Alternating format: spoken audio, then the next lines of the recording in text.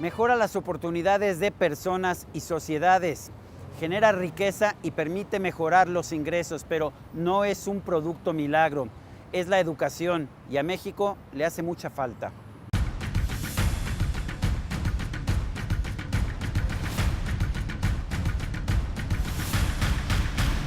¿Cuál crees tú que es el objetivo o la finalidad de la educación en general? Pues el desarrollo humano, la conciencia, el respeto. Para mejorar al país, genéricamente para mejorar la educación, para que no haya violencia. Hacer un pueblo educado te hace un pueblo pensante a lo que trae, que le explicas al gobierno, que te dé unos mejores servicios públicos para todos. Superarse uno mismo y avanzar más para crecer a México. La educación es uno de los factores más importantes para lograr un avance individual, pero también es indispensable para el avance de las naciones. Por eso es tan importante tener una buena reforma educativa en México. Otto von Bismarck, el canciller de hierro, parecía entender esto bien y le dio a Alemania un sistema educativo sólido y exigente que perdura todavía. El canciller estaba convencido de la importancia de la enseñanza en la fortaleza y la prosperidad de los pueblos. La nación que posee más escuelas, señaló, tiene el futuro.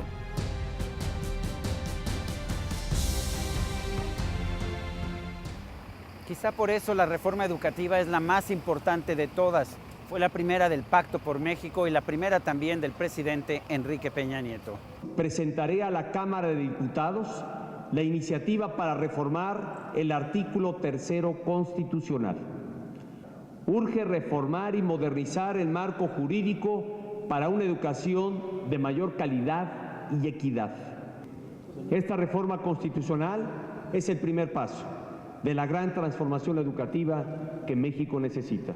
Con la creación de la SEP a principios del siglo XX, el gobierno mexicano tomó las riendas de la educación pública con dos tareas principales: hacer llegar la educación a todo mexicano, independientemente de su condición socioeconómica o lugar de residencia, y garantizar la calidad de la instrucción. ¿Qué significa tener una educación de calidad? La calidad de educación se ha convertido en un tema central en los debates contemporáneos precisamente sobre la educación, porque se ha visto que la calidad educativa tiene implicaciones sustantivas para el desarrollo de un país. La calidad de la educación permite innovación tecnológica. Calidad de educación permite crecimiento económico precisamente porque el capital humano, al ser de calidad, se vuelve competitivo en un mundo globalizado. Eso es calidad de educación. En lugar de hacer la tarea, nos preocupamos por cómo hacerla. Influido por el populismo, México creó una enorme y costosísima estructura burocrática. El gobierno gasta una quinta parte de sus ingresos solamente en educación. En 2013 esto significó 250,000 millones de pesos. Mientras México dedica el 20.3% del gasto público a la educación, Corea del Sur da el 15.3%, Estados Unidos el 13% y Finlandia el 12.2%. La falta de dinero no explica la mala calidad de la educación en México. Ha sido más bien la falta de valor de un gobierno que no se ha querido plantar en las aulas, que no se ha querido enfrentar con un sindicato que ha privatizado buena parte de la educación pública de nuestro país. Según los resultados de los exámenes de calidad y logro educativo, 35.9% de los alumnos de tercero de secundaria tienen un desempeño insuficiente en español. En matemáticas la cifra se eleva a 51.9%. Gastamos 100,000 millones de pesos al año en masivas y casi gratuitas universidades públicas. Tenemos más licenciados de los que necesitamos, tantos que un título universitario ya no es garantía siquiera de obtener un buen trabajo. La falta de dinero no explica la mala calidad de la educación en México. ¿Y cree usted que México tiene un buen sistema educativo? No, lamentablemente no. ¿Y quién cree usted que son los responsables o es el responsable de que tengamos estos problemas? Yo creo que es un sistema, ¿no? Integrado.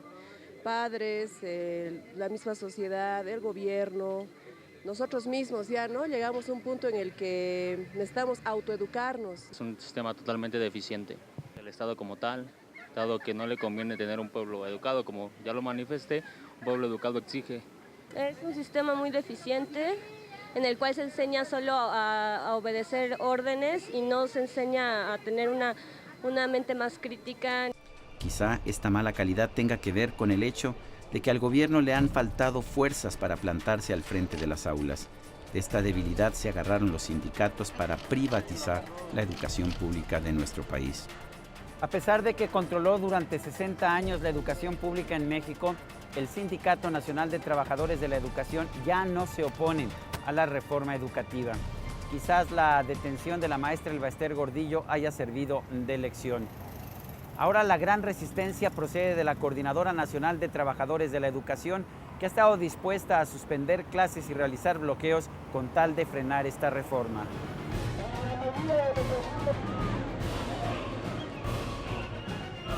El sindicato dejó de estar en el foco de la atención pública. Los bloqueos, extorsiones y secuestros de escuelas por parte de la CENTE, la Coordinadora Nacional de Trabajadores de la Educación, son los que hoy acaparan la atención. ¿De dónde viene tanto poder que tiene la CENTE? Viene desde los años 40, cuando el Estado mexicano le entregó a la coordinadora el poder de decidir quién sube de puesto como maestro, quién entra como maestro, cómo son las evaluaciones y cuáles son las evaluaciones de los maestros. Esto generó un mercado negro de plazas donde se heredaban, se vendían o se entregaban en función de las lealtades políticas, partidistas o sindicales.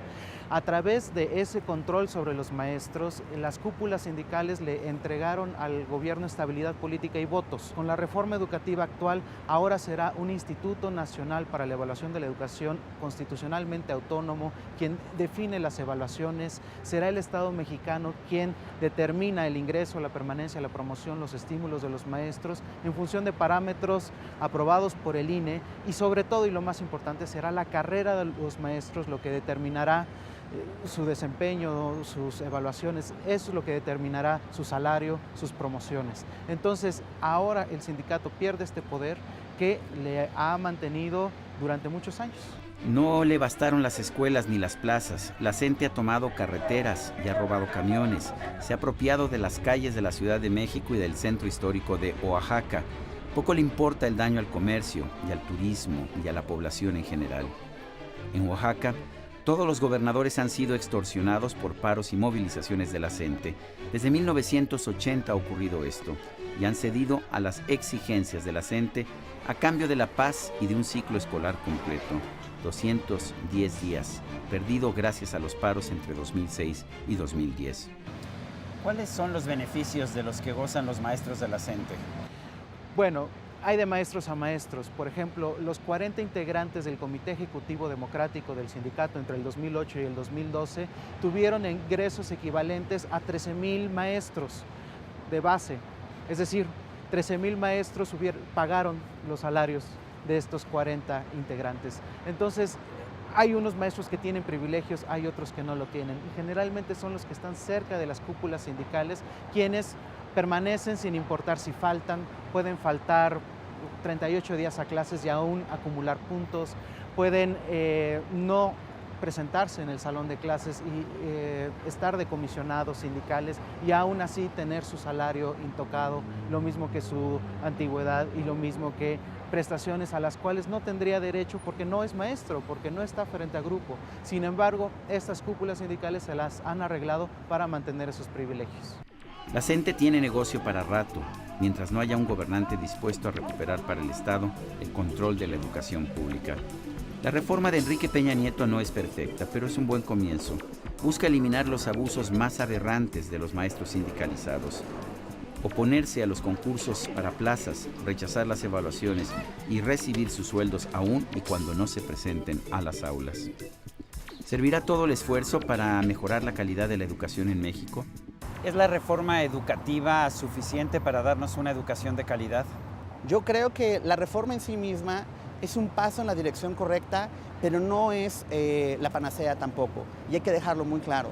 Es decir, se tienen que implementar una serie de políticas públicas, va a tomar tiempo para avanzar en mejorar la calidad de la educación, pero sin duda alguna, el hecho de que ya por fin se haya establecido en la ley que va a haber una selección por concurso de los mejores maestros, o para allá se tiene que orientar a escoger a los mejores, precisamente para que esos tengan mejores prácticas, se les evalúe de forma periódica y precisamente poco a poco vayan mejorando en sus formas en que enseñan en el aula y eventualmente eso se traduzca en calidad de la educación.